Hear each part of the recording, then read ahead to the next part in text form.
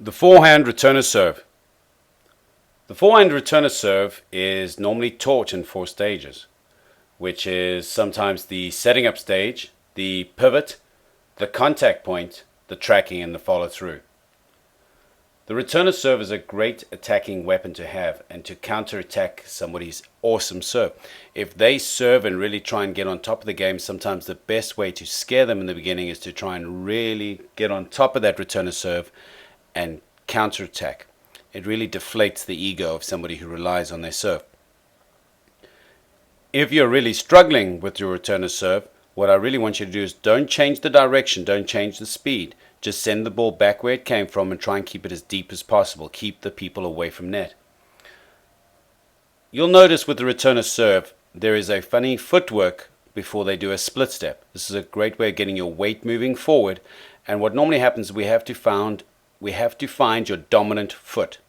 Now your dominant foot is found by if you have 2 feet standing parallel to the baseline, you lean forward as far as you can go, and suddenly you have to stop yourself from falling and one of your feet shoot forward to catch your weight. That foot is your dominant foot. With my case, it is my right foot. So I'm right foot dominant. So my right foot stays behind my left foot. On the ready position, I have my racket out. And when my opponent is lifting up her arms or lifting up his arms to toss the ball, I would step forward, split step at the time that she's about to make contact, and my weight is going forward, and the split step will really help me decide which direction to go. On the first stage, which is the setting up stage, I really try and stay low. I bend my knees. I really watching the ball. My racket is looking above my racket. It's chin height. My racket is 45 degrees at an angle away from my body. I have staggered feet with my dominant foot behind me, and when the server tosses the ball, I step with my rear foot forward, and then I split step. Remember, a split step is a great way of waking up the body and making me decide which direction to go. This time it's going to be forehand. Look at the step forward with my dominant foot forward. I'm still looking intently forward. I have step with my right foot, and now I go into a split step. When I do a split step, I'm landing on the balls of my feet. I can move in any direction that I want to. Let's look at it again. Ready position. Racket out, chin height, my body's at an angle, I'm leaning forward, I'm very aggressively moving forward. I step, split step. You'll notice that I'm landing on the balls of my feet. The racket is still chin height. I can look over the top of the racket. I have full visual reference in front of me. There's no blur of the racket in front of my head. Here it's in context. As Joanne is tossing up the ball, step, split step, boom, back onto her backhand corner. I'm really trying to attack her serve, so I'm going deep on her backhand corner. Not much of a change of direction because I'm sending it back where she comes from. Stage 2, which is the pivot. The body pivots to the side, taking the shoulders, hips, and racket with it. The racket is at 45 degrees to the back fence, so I turn my shoulders and I pivot, but I don't pivot all the way back as a normal ground stroke, but I just pivot 45 degrees for a short, compact swing. And the last one is I make sure that I have a short compact swing and I try and track the ball. Remember, I'm trying to get the racket below the ball and behind the ball. I really want to get the racket in alignment with the ball. I don't want too many variables. I don't want to have a big swing. I need to get set.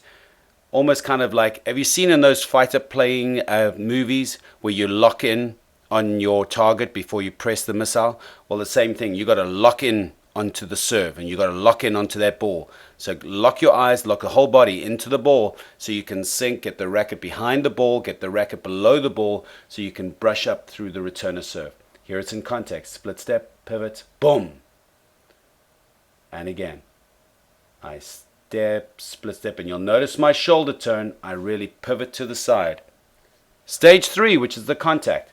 Contact, I have a firm U-shaped wrist. My head is still, I'm not moving my head. The racket head is above the wrist. The racket is in front and away from the body, and my eyes are always on the contact point. And I notice I always have grip number 3, which is a very versatile grip number 3 grip to have on the forehand. Notice that my weight is going forward. Notice that the contact point is out in front. Notice that my head is still above the ball. Notice my left hand is still in front of my body on that side of my body. I'm moving forward. Sometimes I have an open stance if it's really pushed out wide, but I still want my weight to come forward. Split step, pivot, move to the side. Rack it up, ready position, look at the angle. I step, split step, pivot, and look at that contact way out in front of me. Tracking and follow through. Tracking and follow through, I have once again a U-shaped wrist for as long as possible. Remember, the wrist leads the swing forward. My head is still, my racket face is still facing the target area as long as possible. In case I have bad timing, I have a hand-to-hand catch where the two hands meet each other at the end of the swing, and my weight is going forward through my follow through.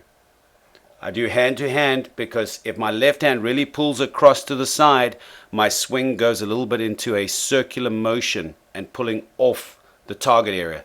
I need my swing to follow my target area as long as possible, because remember, the court is 3 times longer than it's wide. Look at the follow through, look at the racket. It's tracking the ball as long as possible. I need a little bit of topspin sometimes to keep that ball in. Look at how I'm split stepping. I'm getting the racket below the ball. I'm not getting as much as 12 or 13 inches below the ball. I'm just getting a little bit below the ball because sometimes I just want to tabletop it back. Forehand returner serve is a great weapon to have.